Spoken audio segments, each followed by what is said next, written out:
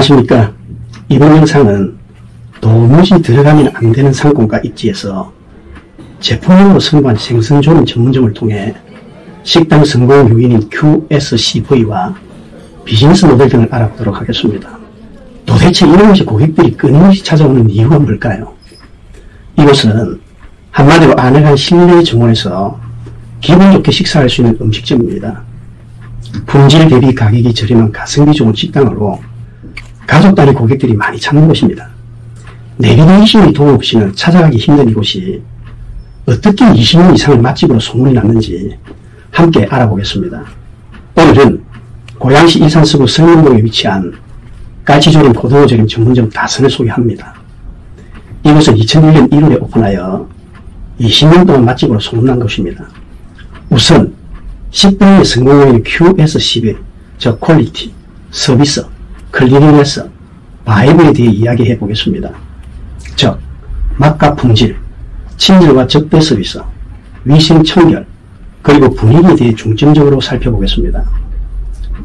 피자는 프랜차이즈 외식기업 7곳에서 근무했고 퇴사 후 10년 이상을 컨설팅해온 경험을 바탕으로 이 식당의 성공 요인을 분석해 보겠습니다. 첫 번째, 퀄리티, 즉 맛과 품질에 대해서 말씀을 드리면 메인메뉴인 갈치조림과 고등어조림, 그리고 반찬들이 식재료가 싱싱하고 신선합니다. 방금지은 속밭은 찰지고 맛있어 밥의 기분이 잘 지켜졌습니다. 음식과 반찬이 간이 잘 맞고 그래서 크기라든지 색깔이라든지 모양 등은 음식을 한결 정결하게 만들어 주었습니다. 이런 요인은 이곳 식당의 성공 요인 중 가장 큰 비중을 차지하는 것으로 보입니다. 두 번째, 서비스로 친절, 접객, 인사 등에 대해서 말씀드립니다. 개인이 운영하는 식당치고는 매우 우수한 서비스를 제공하고 있습니다. 고객이 불편함을 느끼지 않도록 마치 대접받는 듯한 기분을 느끼게 합니다. 세 번째, 청결입니다. 식당 외부나 내부나 화장실 등 모든 것이 깨끗하게 청소가 되어 있고 손소독제 등 개인 위생에도 신경을 많이 쓰고 있는 것을 보였습니다. 다만 고객 대기실이 정리정돈이 잘 되어 있지 않아 아쉬움이 조금 남았습니다. 네 번째, 분위기에 대해서 말씀드립니다.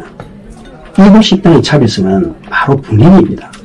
잘 가꾼 정원과 넉넉한 주차 공간이 고객들에게 편안함을 제공합니다. 건물 외관은 마치 산장을 연상시키며 첫 인상부터 특별한 감을 느끼게 합니다.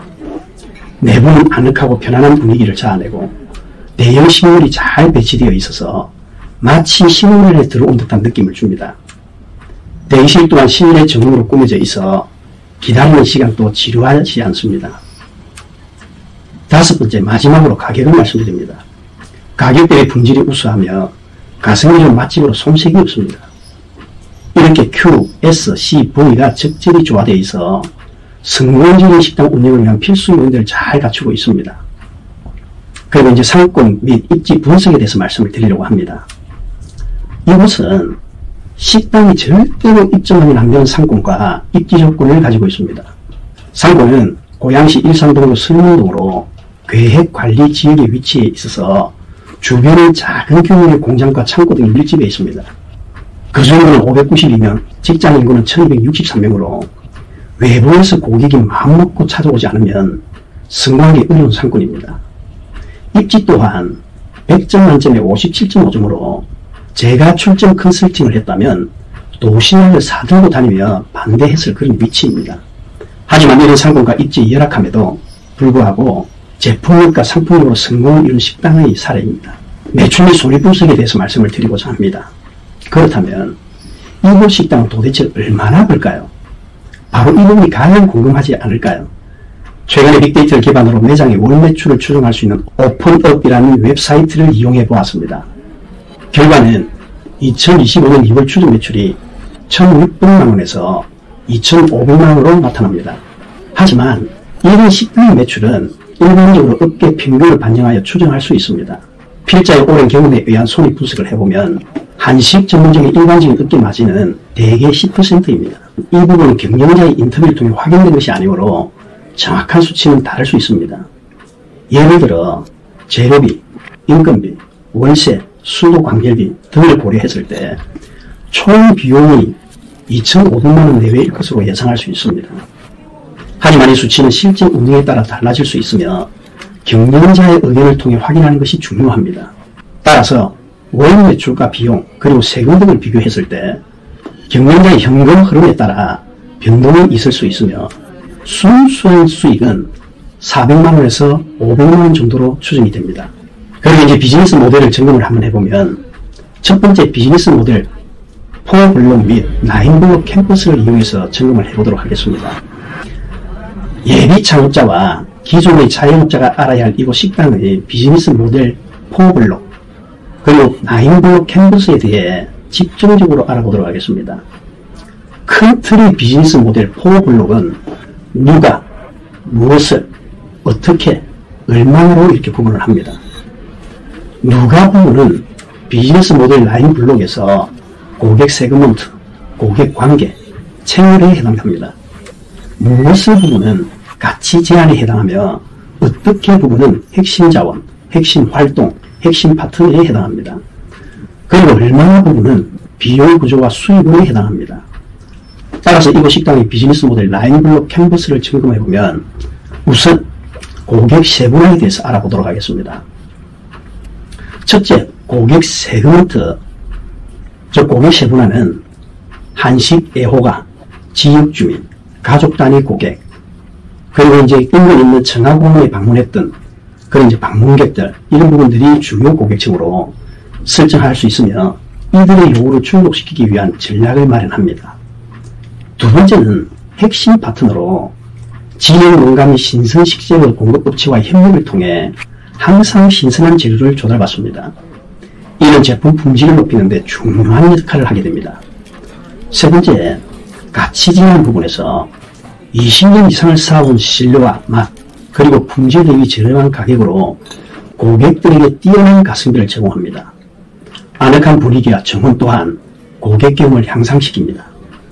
네 번째, 채널은 오프라인 매장에서 직접 고객을 접촉하며 SNS와 지역 커뮤니티를 통해 식당의 특별 이벤트와 프로모션을 홍보합니다.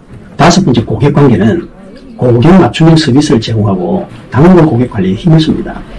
예약 시스템을 통해 대기 시간을 줄이고 고객의 요구에 적극적으로 반영합니다. 여섯 번째, 핵심 활동은 고품질 한식 메뉴를 제공하며 고객에게 잊지 못할 식사 경험을 선사합니다. 또한 고객의 피드백을 반영하여 지속적으로 메뉴를 개선합니다. 일곱 번째, 핵심 자원은 식당 공간과 주방 시설은 고객에게 편안한 식사 환경을 제공하며 숙련된 인력을 통해 높은 품질의 서비스를 유지합니다. 여덟 번째, 비용 구조에서 재료비, 인건비, 월세, 수도, 광열비, 세금, 감가상각비, 기타 운영 비용이 포함합니다. 이러한 비용 관리를 통해서 수익성을 극대화합니다. 아홉 번째, 수익원 부분에서는 음식과 음료 판매 수익이 주요 수익원입니다.